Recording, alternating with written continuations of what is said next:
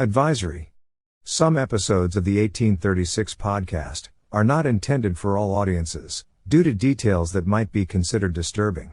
Listener and viewer discretion is advised. Voracious Eaters by Silas Turnbo. Among the many accounts of pioneer life, among the old-timers of Marion County, Arkansas, is the following told me by Captain Curtis Ray, who died at Oakland on the 29th of March 1907. As regards my hunting experience, I have no stories to give you. True, I have killed a few deer, but I never met any trouble with a buck or other wild beast. My inclination was not toward hunting. I took more delight in breaking unruly cattle to work or ride a wild horse than hunt for game. However, I will tell you a story that may be of some interest. Some years after my father John C. Ray settled in Rea Valley below Yellville, a family of the name of Treat came into our section from the state of Indiana. This family consisted of several members, the men of which were large and exceeding stout, weighing from 250 to 300 pounds each. Two brothers of them, Steve and Billy Treat, one day at Buffalo City is said to have lifted a hogshead of sugar weighing 1,200 pounds, and put it on a wagon. I am told that Steve Treat held up a 40-gallon barrel full of liquor by the chimes, and drank whiskey out of the bunghole. The Treats had voracious appetites and eat with raging hunger.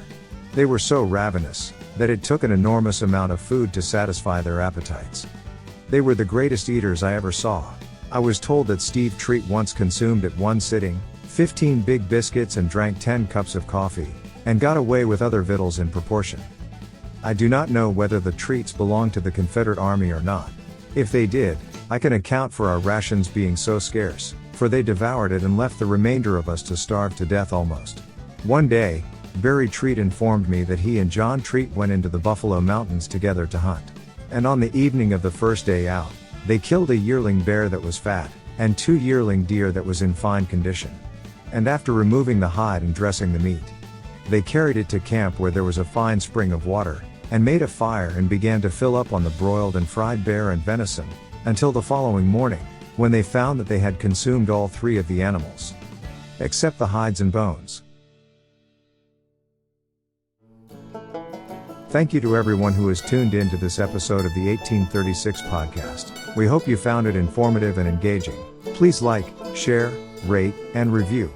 Leaving a good rating and review on your preferred podcast platform would also help us reach a wider audience. Be sure to tune in next time for another episode, as we continue to explore and uncover the roots and branches of Arkansas, and the fascinating history of the Ozarks.